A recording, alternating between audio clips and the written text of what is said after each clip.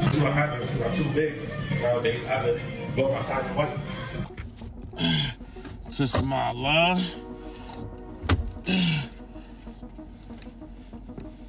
Meet Tismala hood legend, or if you prefer his real name, Terrell Earl. Over roughly a year and a half, this man from the Bronx turned daily eating videos into a TikTok phenomenon.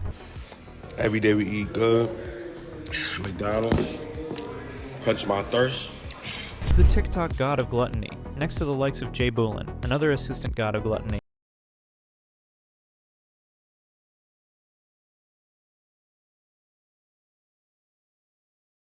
But the difference between both men is that Tismala has a strange and depressive twist to his food addiction. Tismala hates finishing his food because he'd be wanting to go back in time to relive the moment, but at the same time, he sees his death coming. He's a hazard to himself, yet he never stops eating in titanium. Every day we eat good. 1, 2, 3, 4, 5, 6, 7, 8 sandwiches. Tismalla.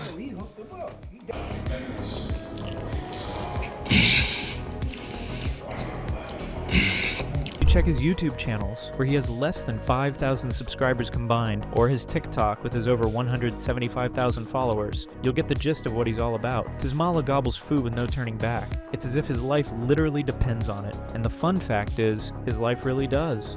How I wipe nowadays, because my butt is too big. So to get clean, I would have to lay down on the floor and lay down on my side, get the tissue, and wipe from the side while I'm laying on the floor. Is it all for content, or is this him being his very authentic self? Honestly, the lines are very blurry. I'm not gonna lie, God has to be on my side because I nearly just pooed in my pants. You know what I'm saying?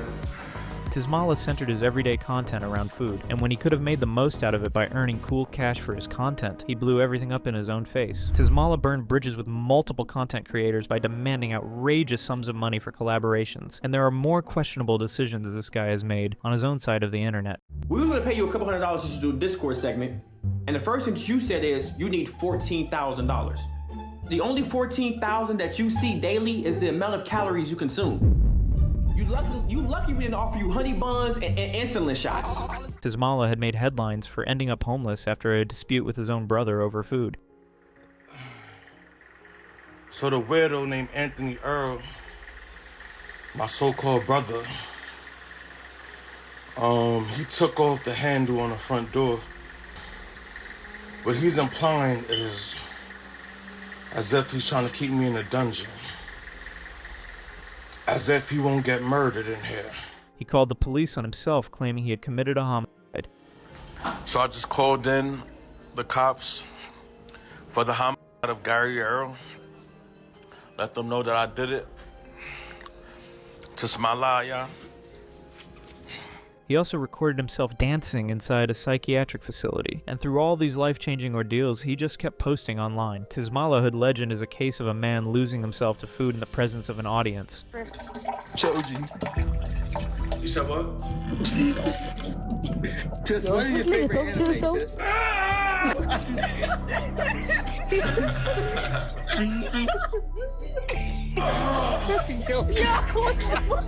Buckle up and make sure you're not eating because you're about to download the full story of one of the internet's strangest characters. Tismalla, or Terrell Earl, grew up on Allerton Avenue in the Bronx, New York, and by his own accounts he was somebody in that neighborhood. But from the way he speaks about this time of his life, it's almost as if he's trying to fit into the hood structure, like in this clip where he's seen smoking and talking nonsense about life in Allerton. There's stuff you don't hear about, for real. Cause niggas be like, yo bro, what's the most dangerous hoods? But niggas be going to the most quote-on dangerous hoods. Niggas never pulled up to Allerton, the most notary. Feel me? So it's obvious he was high at that point, but being high doesn't automatically make you a hood legend. If anything, it just makes the hood image look like a costume, and an image he's forcing himself to maintain. if I'm truly me, there's nothing human about me, bro. I'm a different nigga, bro. Gangster, and when I say I'm a different nigga, y'all niggas consider yourself niggas, y'all niggas wanna call yourself niggas and shit, bro. The way he spoke about his time in the Bronx was so similar to the way someone might speak about a past life. In one video, he described a confrontation from his high school years where a group of guys approached him not knowing who he was, and his response was to set them straight by calling himself the Big Jack nigga. I'm walking across the street from the basketball court near the supermarket in Edenwood, near the KFC or whatever, the Kennedys, the chicken spot and all that. And I'm walking across the street from me, and they facing me, and I'm facing them. But I turn around like this, cause they don't know crazy, you know what I'm saying?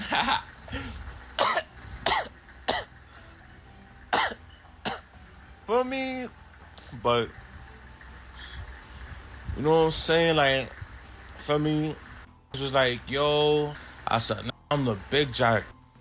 Tismalla believed this was a powerful statement, as if it was supposed to drop Jaws in Part C's. But after all the big talk, nothing happened afterwards. Nobody ran or bowed at him. And it makes you wonder what the point of the story was. I went, cause I don't remember no more how it went. For me, to not live, and like, niggas ain't touched me, gang, you know what I'm saying?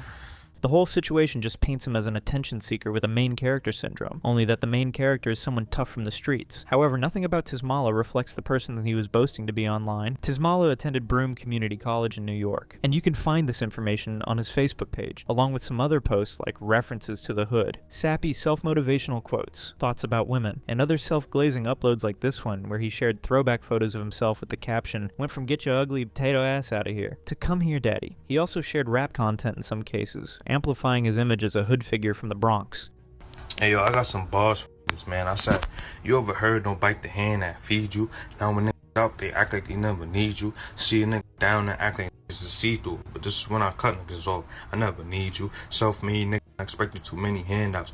Niggas watch you starve, look down on you with your hand out. It wasn't an alarming content by any stretch. The man hadn't yet discovered that his stomach could double as a content strategy. The chronic grunting, the titanium appetite, the spiritual relationship with Wendy's, none of that had manifested yet. Tismalla was just a young guy on Facebook being young, but the shift would eventually come when he set foot on TikTok. Before that time, Tismalla was an average hustler. In July 2018, he made a Facebook post talking about how he wished to become a truck driver, thinking about getting my CDL license and becoming a truck driver. This thought eventually manifested for him, and for a stretch of several years, he held a commercial driver's license and worked as a trucker. This was a job that, done consistently, generates real income. As of the first quarter of 2026, it's estimated to pay over $28 per hour and an annual income of $58,700. And this wasn't even the only job he had going for himself. After trucking, Tismalla briefly drove for Uber Eats, where he paid a weekly fee to rent one of their vehicles. And before all of that, he worked at Applebee's. This was Tismalla before the shenanigans took over. He had a work history, a skill set, and at various points the potential to have a functional adult life. What he did not have, apparently, was the ability to hold any of that together for long, and as we'll come to understand it as we progress, the reasons for that unraveling were complicated. Somehow, it was rooted in mental health, isolation, and a relationship with food that had stopped being ordinary long before he ever put it on camera. The end of the trucking career came in two stages. The first was a speeding incident that Tismalla himself captured on video. In the clip, he was sitting in his truck while a police officer spoke to him through the window. Tears streamed down his face as the ordeal unfolded.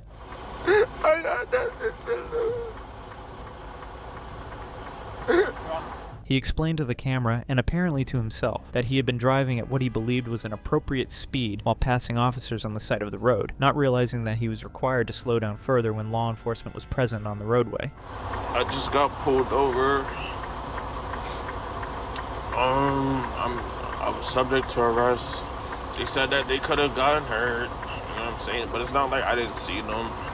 But the law is the law. It's not entirely clear whether this incident directly cost him his job as a trucker, or simply marked the beginning of the end, but Tismalla himself described the experience as something that changed him fundamentally. In subsequent videos, he would say that he died when the incident happened and use other dramatic illustrations to express how utterly devastating the situation was for him. I died. When that happened, I don't have the same stamina. This negative language would become a recurring and increasingly strange feature of his online presence. He used it to describe losing his ambition, or even something like a sleep paralysis episode that felt like burning. That happened to me, and a burning sensation within my body started happening, and that burning sensation was hotter than fire, like a lighter on your skin, man. He also used it to describe leaving the streets of the Bronx and to express what his father had done to him. The second stage of his exit from trucking came when he simply announced that he was done. In a video posted in late July of 2024, he told his followers that he couldn't maintain it for much longer. And yeah, this is my last week working. I can't work no more. I can't do it. Trucking is exhausting. It's just too much at this point. I can't handle it. But he pivoted almost immediately to talk about going on disability and focusing on his TikTok. Tismala would later claim in a separate video that voices in his head had played a role in his decision to stop driving. These voices had allegedly told him it was unsafe to continue. This was the first, and notably, one of the very few times he ever mentioned voices, which made it difficult to assess how seriously to take it. His friend Tismala later told a police dispatcher that Tismala had been diagnosed with schizophrenia. Is this true or not? We have no definite answer for it. In his Uber Eats job, Tismala also did a good job of floundering his chances. He had actually used the Uber rental as a mobile dining experience. He would stop after nearly every ride to purchase food from whatever fast food restaurant was nearby, except to Jamaican spots, McDonald's, Wendy's, whatever was available. Then he would eat in the car between pickups. Imagine if I didn't have Uber car. What would I do? I would be begging.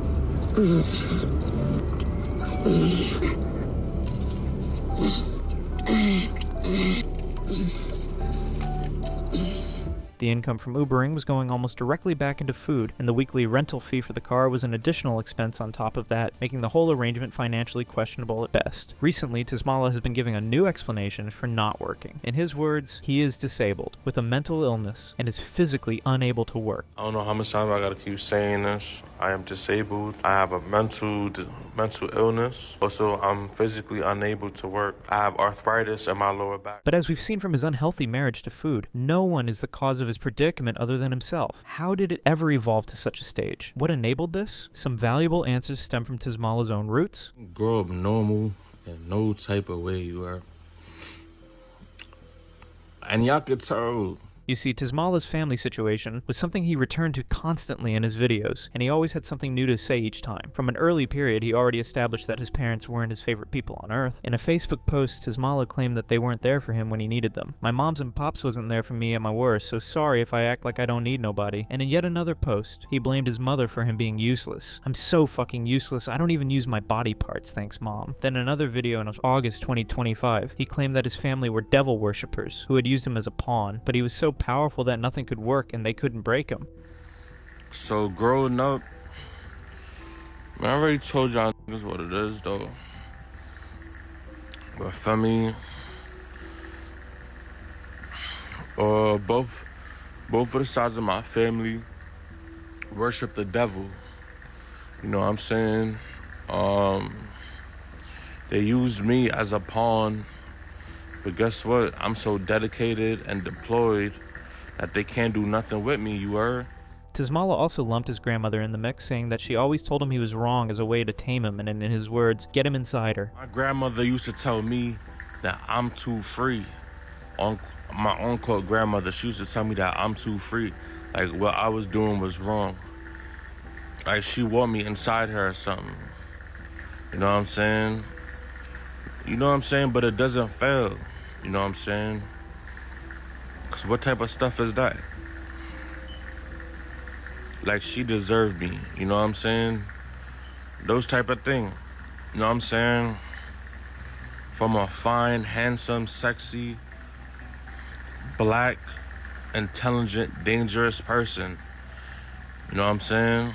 But this situation with his late grandmother would also shed light on one confusing aspect about Tismala. You see, in the years between 2016 and 2020, Tismala often posted warm-hearted messages about his grandmother. I will never forget my grandma. Instead of telling people about our problems and blabbering about when we do them bad to other people, she took us all in and dealt with our problems, and as a family hashtag, real love. If it's not that, I don't want it. Happy Mother's Day. To my ma who birthed me to this world, my grandma that took care of me since I was little, and my grandma that's not here no more, love I miss and love you lots. In another post, he described how painful it was that his grandma was passing away, and in another one, he stated that he would gladly give up millions of dollars if he could save his grandma. Throughout most of his Facebook posts, he spoke fondly of the elderly woman. However, by the time he was posting on TikTok, the grandmother who had been the center of his emotional world had been recast entirely. She was no longer an angel worth mentioning every 5 minutes. She had turned into a devil worshiper. In another video, she had maltreated him when he was a child. Tismala recounted a time when she put a toilet plunger on him, and this made him sad. Because she know who I am, so she would do stuff like take, you know, the plunger, dip it in the toilet, and put it on me while I was showering. This is when I was growing up. Tismala also claimed that she had enslaved him. He said this while lumping her in a group with his mother, who according to him was a white woman. The woman that supposedly birthed me. It's unclear what his definition of slavery is. Was he calling child discipline slavery? Because it's unlikely that he experienced such a traumatic experience from the hands of the same women he kept commending online for years in the past. If you watch the video till the end, you'll see that Tismalla truly might not be a valuable source of information. After grouping his grandmother and mother with a list of family members he held responsible for the condition of his life, he went on to ask people to send him money. And here's the crazy part. Tismalla added that anyone who was not sending him money via Cash App was essentially aligned with his oppressors. You send me money or you just like them, I ain't gonna lie. Word. Because if you're not supporting me, you with them. You know what I'm saying? You're a slave owner. And you can get boomed any time of the day. This art of begging is a pattern Tismalla started to display on his social media accounts. He would use a sob story, maybe in an attempt to gain sympathy, and then ask for free money. There's name-calling involved for anyone who refuses to comply, and Tismalla boldly writes it out in the captions. Here are some examples. If you don't send him money, you're as good as a rapist. And in this clip he posted on Christmas Day in 2025, he claimed he didn't have a family and his life is just sad. I'm not gonna lie, I just woke up. Merry Christmas, y'all. So I'm gonna put my Cash App. If anybody decides that they want to send me some money, y'all know. This habit of begging online for money became part of Tismalla's line of content. If he wasn't posting about eating food or different family stories he cooked up, he was practically begging for money for food. Yo, somebody Apple Cash me $10 so I could smoke, so I could blow down. No cap. I mean... Occasionally he'd throw in a few cringe videos about his anime life.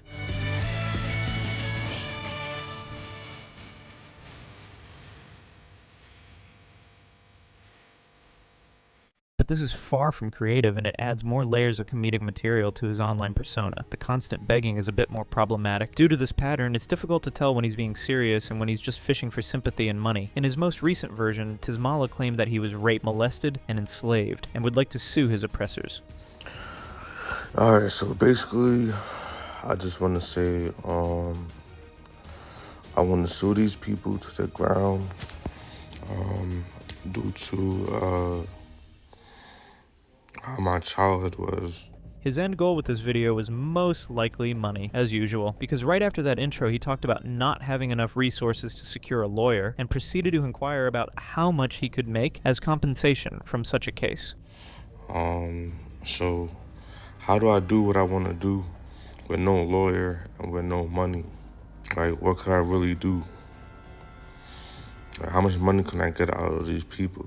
And he also attested to this in the same video. Yeah, I'm just trying to get this money, because that's what it's all about. That's what it's all about at the end of the day. Help me go viral, so I can get answers, because... Some people actually pulled through for him and sent him money. An example is a creator known as Cuffum. Cuffum is a streamer who rose to fame by live streaming content from the NBA 2K franchise and Fortnite on large platforms like Kick, Twitch, and YouTube. For some reason, Cuffum and Tismalla have an online friendship, and Tismalla always bragged about it. Yeah, so I'm just letting y'all know that y'all can find me on Cuffum stream once again. He FaceTimed me, we was speaking, and yeah, he shouted me out on his streaming platform. And then came the day that Tismalla revealed that Cuffum had sent him $300 on his birthday. Man, I don't know how the audio came off, but anyway, Cuffum sent me $300. Y'all didn't want to see me with no burrito money. You know what I'm saying? So that happened. God did. I can't lose. I can't lose. You see what God do? It's kind of hard to believe, but it was true. Cuffum himself confirmed it when Tismalla switched up on him for not being responsive to his texts. This is enough, my nigga. I don't even know you like that, gang. Look. Put something on this nigga. My hot. I even gave you birthday money. Happy late birthday, my hot. $300, gang. Nigga here. You know what I'm saying? I be doing other shit, bro. I be busy. I be tired. Nigga, y'all, if you got my number, you know. I don't be trying to ignore nobody on purpose. Tismalla's interpersonal relationships were nothing to write home about. He's manipulative and selfish, and would play the victim when others refused to do things his way. It wasn't until an interview with a YouTuber named Mr. Don't Touch that some semblance of context about his family finally emerged. Mr. Don't Touch That had driven out to meet Tismalla in person, paid him directly, and sat with him for a genuinely candid conversation. For the first time, Tismalla explained what had actually started everything. It began, he said, with a breakup. He was in love, and when she left, hit him like a wall. He shut down completely. Grandmother crib, I was in the bed, I couldn't move type shit. It was like sleep paralysis. From then on, he went deeper down memory lane and shared other important aspects of his family history. He described being in a car with his brother and his father, and in that car, his own father told him to die. What happened was, I was in the car, me, my brother on quote, and my father on quote. So my father had told my brother to go bank or whatever. Stick it out for him? Yeah, and he had told me to die. That's when I got exactly what happened. That's when it started. Heartbreak, I couldn't move. When I went to the grandmother's crib, I was in the bed, I couldn't move type shit. It was like sleep paralysis. His father's harsh words, together with the heartbreak he suffered and then the isolation of COVID, all landed within the same window of time and made him numb to certain emotions. Tismala didn't have any structure, support system, and or way to process any of it. This was why he formed a villain story with his grandmother and mother. I have nothing but disrespect for my grandmother, or Ivy White, that's her name. You know what I'm saying? Nothing but disrespect. I don't wish her the best. I don't wish her nothing. It was also why his father's death didn't faze him. When someone came to his door to tell him that his father was likely dying and that he might want to go see him, Tismala's response was essentially dismissive. He just kept filming. People would even react more to their goldfish or plant dying. But Tismala didn't move a muscle when it came to his own father. In a subsequent video, he didn't grieve his father's death, but merely complained about his mother asking whether he was going to keep living in the house now that his father was gone. If I'm gonna be staying at her house or if anything, as if I'm a dog, you know what I'm saying? Like I play with anybody, like I got time. Perhaps he was so mentally numb that he couldn't bring himself to care about anyone in his family. You can relate to this depending on how much you believe Tismala himself is deserving of pity. Although it's no excuse for his future behavior, he went through a rough patch that he couldn't handle. There was no way he could deal with the heartbreak he felt in the post-pandemic year. But eventually, Tismala found a solution: food. Every day we eat good Mexican food. Tismala. Food did not reject him or tell him to die. Also, food did not leave. It was always available, always a DoorDash order away, always at the end of a Cash App request. It was the one consistent, reliable thing in a life where everything else had either abandoned him or been taken, but it soon turned into an addiction. What Tismala practices today is more of gluttony than eating for content. He eats anything and everything. When he's broke and can't afford to cook something, he'd eat raw butter or drink syrup. Every day we eat good. Syrup. For me, I don't got no funds. So it's all good in the neighborhood. He could make a pot of ramen. Every day we eat good, ramen. Every day we eat good. We got some ramen. Tismala. And one time devoured a cup filled with salted ice. You ever been so hungry you ever had to throw salt on ice?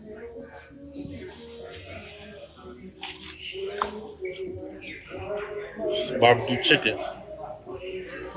He was so in love with the concept of eating that he practically followed a bunch of food stores on his Instagram. And to make matters worse, Tismala realized that eating could be monetized. He even admitted his intentions to blow up through this medium. Because what it was, I was always fake posting on social media, doing funny videos and shit. That came to mind, but in the sense of me posting the food. I was like, damn, I could blow up by posting every day. It took me about 1.5 years or a year to blow up on TikTok, posting every day again. This realization marked the beginning of a new journey for Tismala. It was the official start of Tismala Hood Legend on TikTok, where the majority of his fan base was situated. The first video Tismala posted on his current TikTok account, because there's reason to believe that he got banned in a previous one, was uploaded on the 14th of June, 2025. It showed him in a car with Tismala eating a meal from Raising Cane's. He started the video with his usual catchphrase, "Every day we eat good," and proceeded to load himself up on camera. Every day we eat good. We got us Raising Cane's. Tenders for the first time. Try with the sauce. Okay. Whenever Terrell does these car videos, he pushes the steering wheel forward to make room for himself. Then he sits at a slight angle because he's just too wide to sit straight in the seat. Every day we eat good. Hey, Fer. This is my mother damn speed. Every day we eat good. After adjusting himself in his seat, he would eat while grunting, and this is always disturbing to watch long term. A man of Tismala's size would carry additional tissue around his throat that made breathing during any exertion, including eating, more laborious. The grunting sounds always seemed as if he was taking his last breath, and with the way he was going, he might actually do that one day. It's so bad that he has to use a CPAP machine to sleep. It's like an oxygen mask that helps with breathing problems.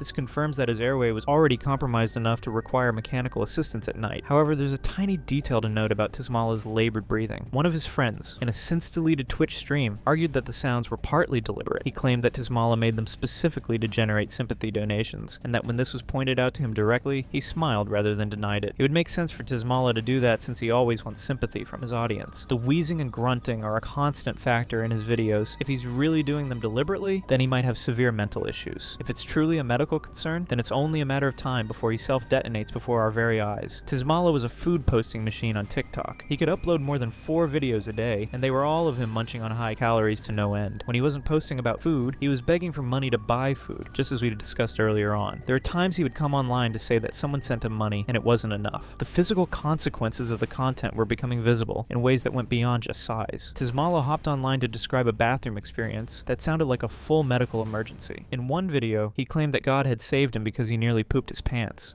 I'm not gonna lie, God has to be on my side because I nearly just pooed in my pants. You know what I'm saying? It has to be God. And in the same breath, he explained in embarrassing detail how he always wiped himself after using the toilet. How I wipe nowadays, because my butt is too big.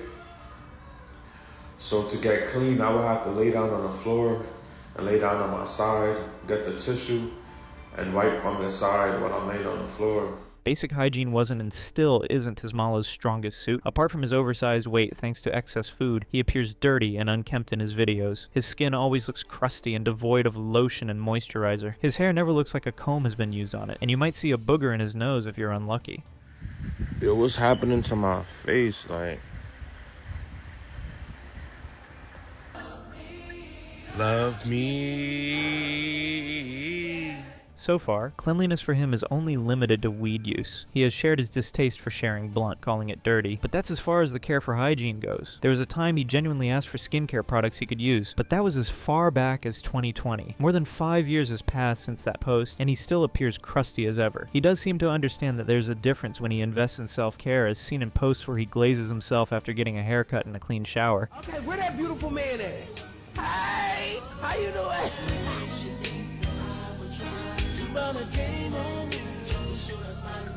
And he also knows that he has to move his body to stay fit. That's why he goes to the gym when he can physically afford to.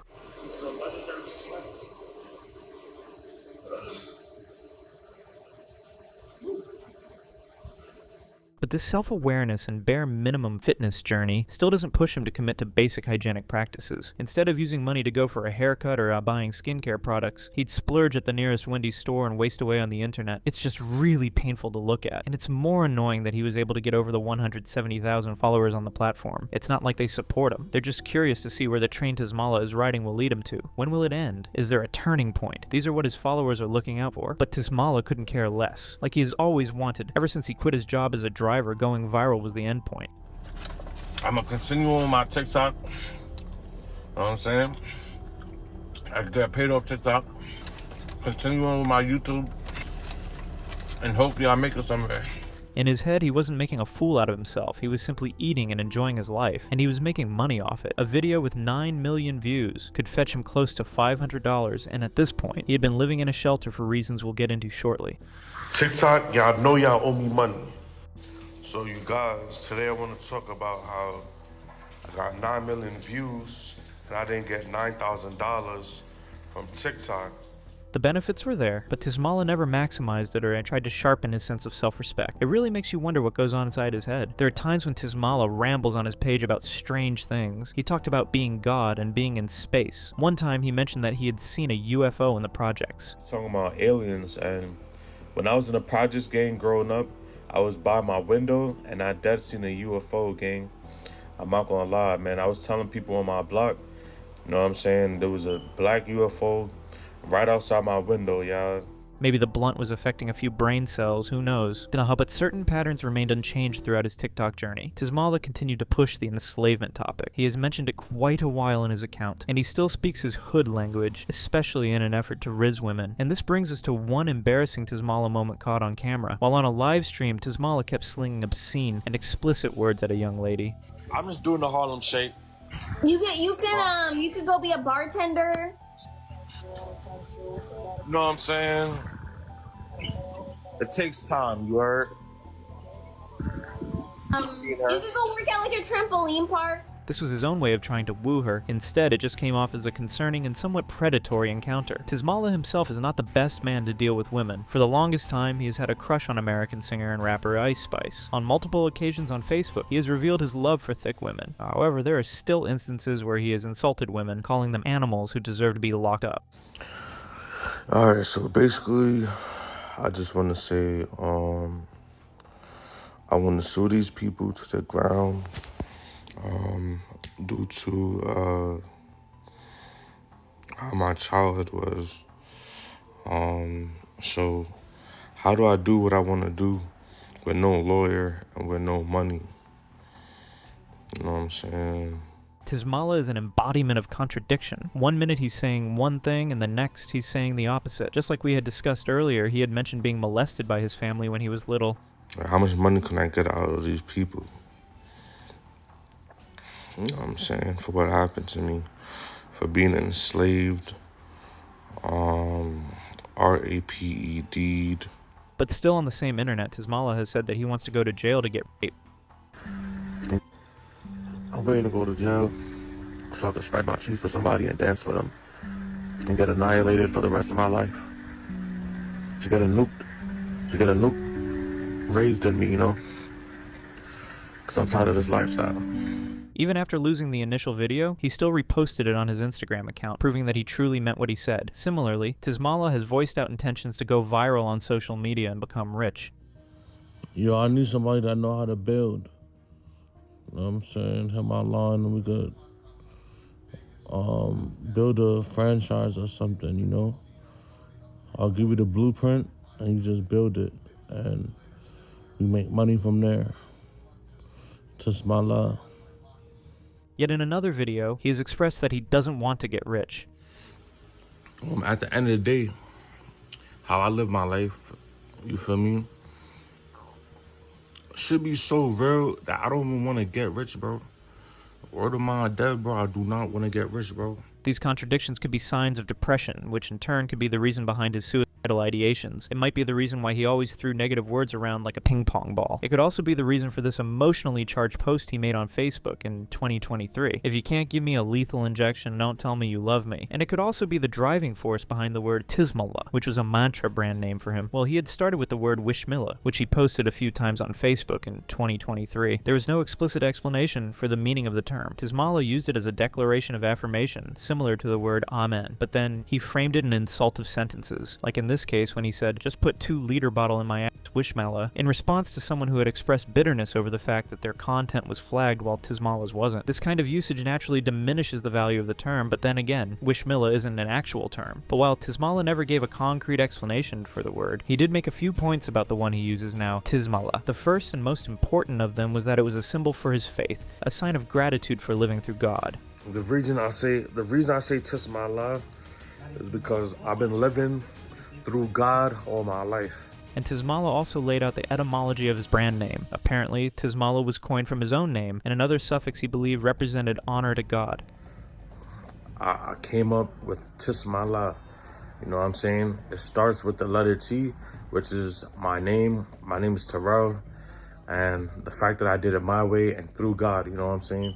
For him, it has many meanings, but the top one is positivity. And it, the way you move that girl, you done got my heart. Tismala all in it, and I just wanna be with you tonight. Tismala, He spoke a lot about death, saying that he had died and made peace with himself and was now living in thanks. According to his explanation, Tismalla became a watchword for him after rebirth. I died. I met my peace. About 8 months ago.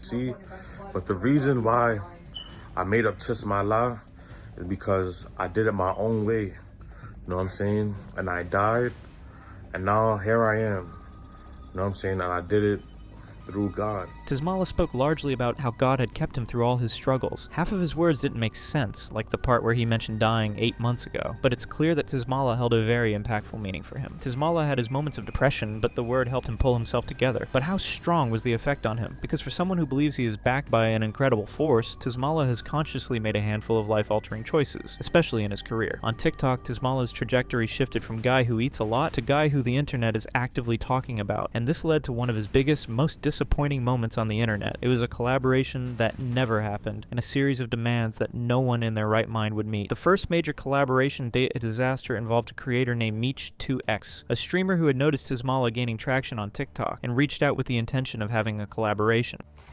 Well. Tismalla. Bro, I hit you up talking about AN. Let's collab, you feel me? I got a YouTuber with 350,000, you know, feel me? I'm gonna get you a little bit more exposure and shit like that, alright? The first red flag before the deal could even fly was that Tismalla dove into the issue of payment. So I asked him, I'm like, bro, you want to do a collab, you feel me? Do a mukbang or something. You can see at the top, he like, we can. When you trying to do it? I say, you free next week. Out of nowhere, he say, nah, you gonna have to pay me for the day or something. Okay. Coming off a little bit aggressive, you get what I'm saying? Meech was willing to drive to Tismalla's location, was going to pay for 100% of the food, and make a mukbang video together. Mukbangs are videos where people just eat to entertain their audiences. So Meech offered so much for something that was bound to benefit both him and Tismalla. He even added a cash payment of $150 on top of that for Tismalla's time. The only thing Meech asked in return was some degree of genuine engagement and a willingness to make the content together. He was even going to spare him a transport fare by driving to Tismalla's location. So I'm just like, all right, fuck it. Nah, bro, I understand, LOL. I'm not just trying to take your day for free, but all right, boom. He say how much? I say 150, you feel me? Because I was going to pay for the food. I was going to pay for the buffet. I was going to pay for the mukbang. You know, I was going to be nice, and I was going to drive all the way up where bro lived. Now, $150 might not sound like a fortune, but for Tismalla, this was significant money. That's 15 of the $10 Cash App donations he regularly begged for. That's roughly 3 to 4 full seafood boils from the spots he was ordering from while homeless. That's more than 5 trips to his beloved Wendy's with change to spare. And all he had to do was show up, sit across from someone, and eat, which again, is something he does compulsively and involuntarily every single day of his life, regardless of whether anyone is paying him. Meech wasn't asking him to learn a trade. He wasn't asking him to operate heavy machinery or pass a background check. He was essentially offering to pay Tismalla to be Tismalla, and Tismalla still found a way to blow it. After agreeing to the setup, all that was left was for the main event to take place. But then Meech reached out to check in on Tismalla, not as a business partner, but as a human being, because he had noticed that Tismalla's recent videos had been depressive at the time. He just be talking about some sad shit. And I'd be like, you know, I got a good heart, so I'm like, all right, bro, like, you know, you good, bro? Like, you feel me? You need someone to talk to, you good? What? You can see up here, I'm like, bro, we gonna set it up, bro. We gonna set everything up. But honestly, how's your mental health? Like, for real, bro, if you need someone to talk to, I got you. Like, feel me? Just out of the kindness of my heart. But instead of appreciating the effort, Tismalla told Meech off, saying that he didn't want them to be friends. You're gonna say, I'm not trying to be friends. Let's keep things business. Huh? Now I'm heated, cause, bro, what the fuck? I'm trying to. What's more, he followed this up in a subsequent conversation by indicating that he expected additional payment beyond what had already been agreed upon, effectively moving the goalposts after the arrangement was in place. A stranger offered to feed him, pay him, drive to him, and check on his mental health, and Tismalla sent back a thumbs-up emoji and a reminder to keep things business. The second collaboration failure was even more financially terrible and chaotic. It involved a creator known as Sham NYC, who had been willing to cover Tismalla's Uber fare for a round trip that cost over $500 so that they could meet up and film content together.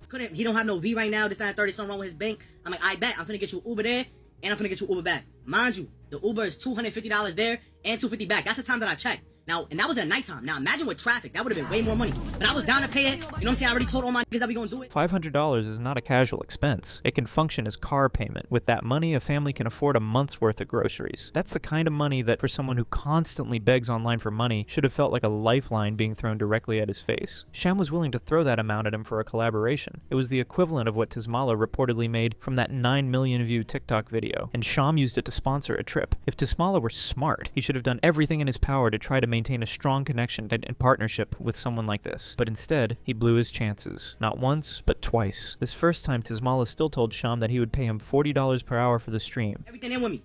Last minute, I get a text from Tismalla. He like, yo, bro, pay me for the time I'm there. I need $40 an hour. What the fuck? Hey, we did not talk about money. You know what I'm saying? We didn't talk about none of that. Mind you, I'm paying like $500 for the Uber. I'm paying for the Eats. I'm paying for everything. The funny part is that Sham already had it in mind to give Tismalla an extra $200 at the end of their event. But the demand for payment by the hour, right after he had offered to cover his expensive Uber fee, was beyond unreasonable, and this threw him off. I was gonna give, all my life, I was gonna give this nigga 200.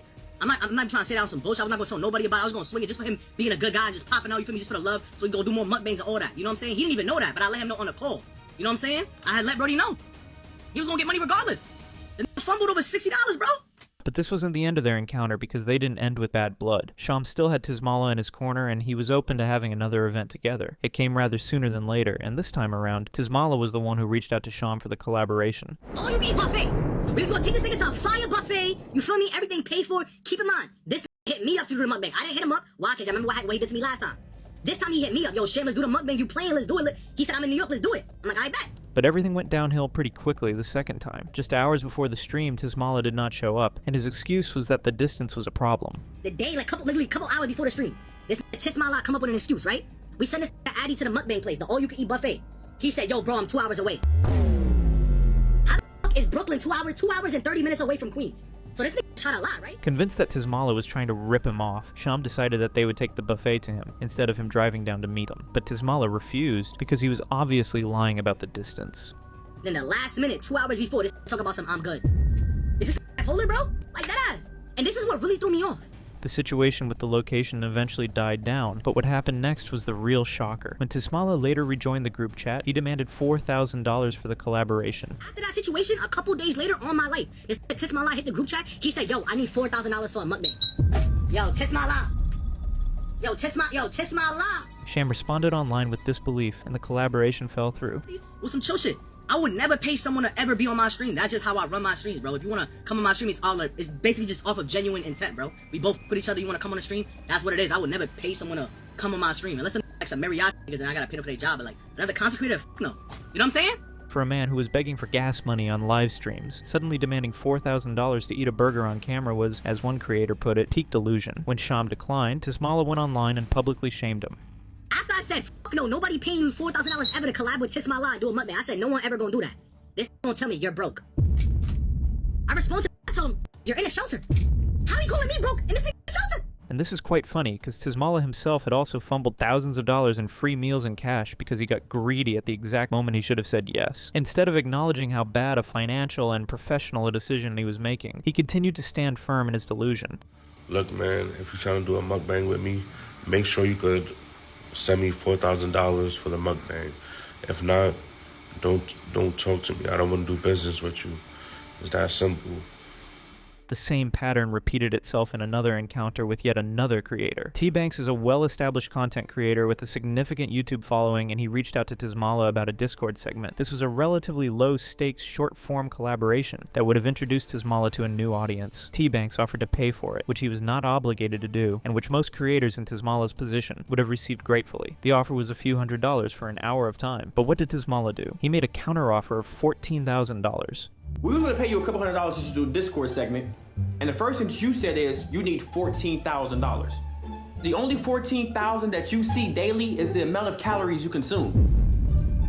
You lucky we didn't offer you honey buns and insulin shots. Now that's a lot of money for someone to ask for when all they're required to do is eat and gain from the collaboration. $14,000 is 6 months of rent in a decent apartment in most mid-sized American cities. With that amount, you can get a used car with functioning air conditioning and a warranty. Also, that amount is roughly 1,400 McDonald's McDoubles, which, for Tismalla specifically, should have been the most compelling unit of measurement. $14,000 is more than what the average American worker earns in 3 months of full-time employment, and Tismalla wanted all of it just to eat on camera for an hour. This is the exact same thing he does every single day for free because he cannot stop himself. During the Discord call between them that was streamed, Tismalla defended his actions, saying that he was worth it. I offered you $300 an hour, and that was just to come on Discord. Hey, bro, I'm worth something, you know what I'm saying? 100%, I believe we all know our worth, but you talking about 14? Mind you, this is someone who constantly begs people to send him as low as $10 for a meal. If he couldn't afford to eat more than he already does, how can he convince people that he's worth close to $15,000? This was what baffled T-Banks the most, and he reacted to the escalating issue on stream. T-Banks was baffled and in outright disbelief. He fired back at Tismalla's statement asking him to name a creator he had charged that outrageous amount, and guess what? Tismalla had no one to name.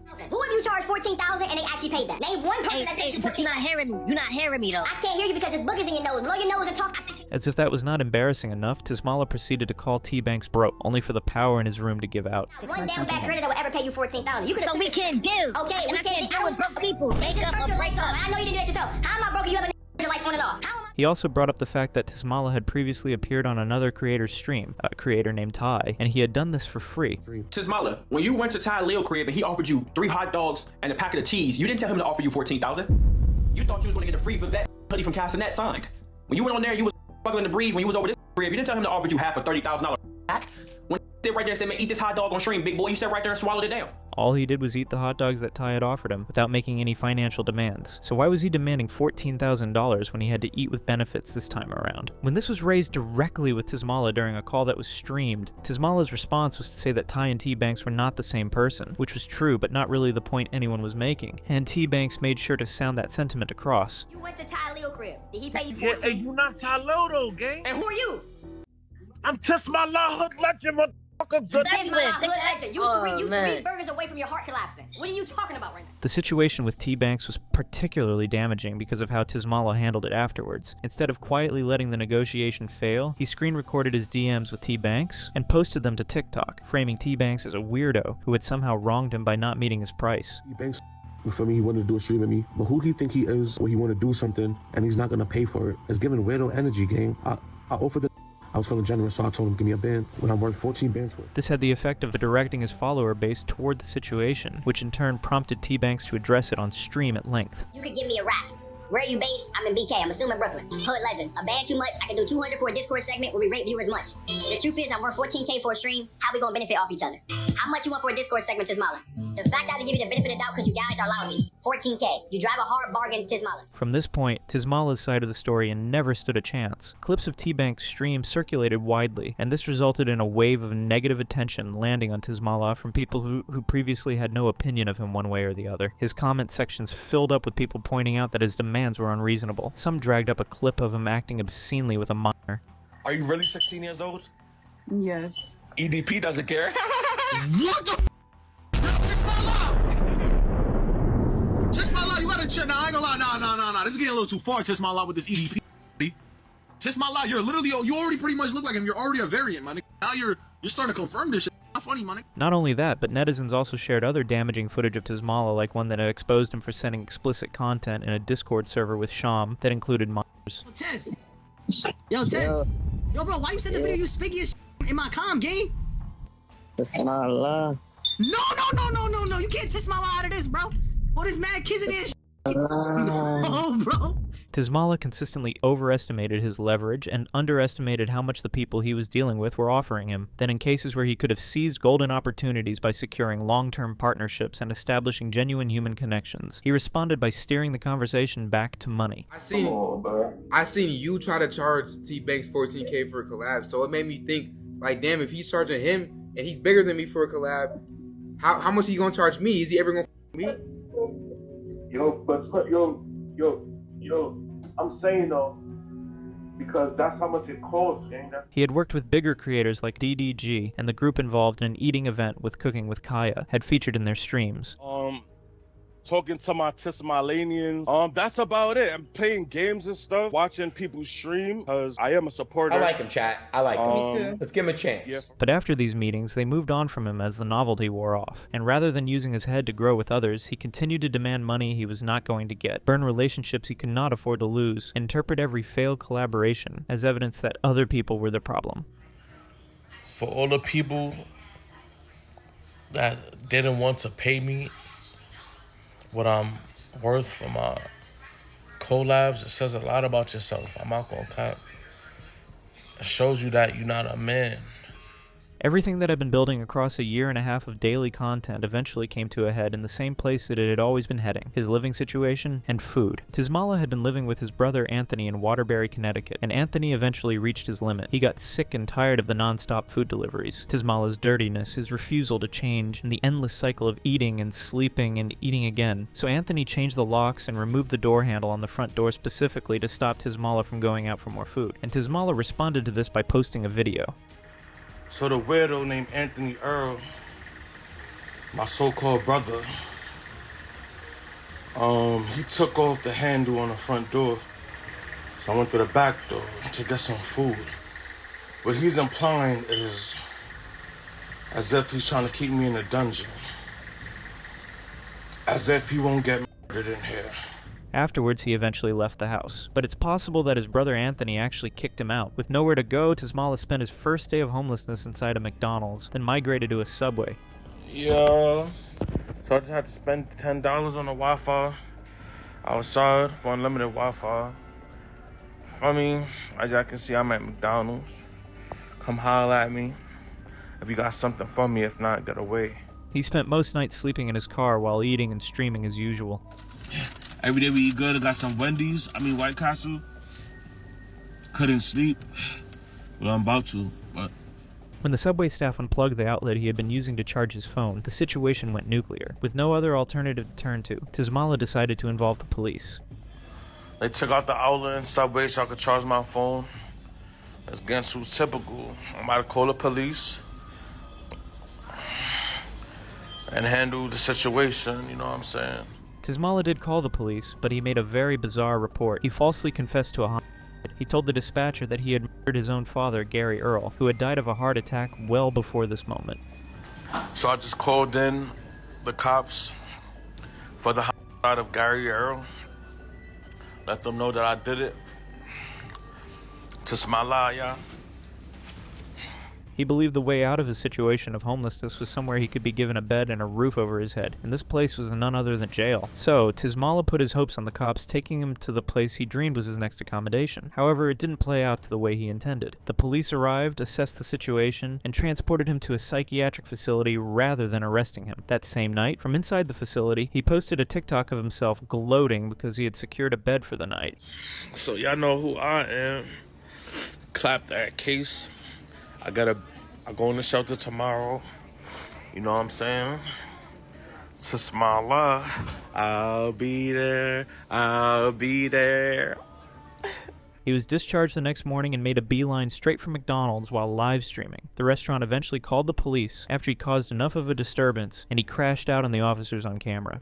They put me in the hospital. I can have a home. You don't want me to have a home. It's not that I don't want. That's possession, man. So if somebody ready to die, you know what I'm saying? McDonald's don't want to sponsor me. They want to sponsor other people that do food videos. What's wrong? He was transported to a second psychiatric facility, which connected him with a social worker who helped place him in a homeless shelter. Tismalla's first move upon entering the shelter was to use his remaining Cash App money to DoorDash a massive seafood boil directly to the shelter address. Every day we eat good, seafood boiled. Tismalla. And he continued to post his regular food content without a hitch. Every day we eat good. Tismalla got the big arch.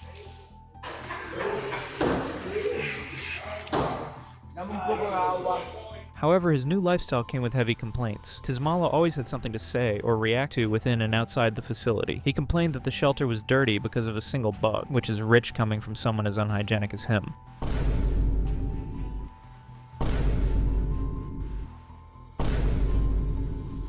And he also complained about the food because it was too healthy for him.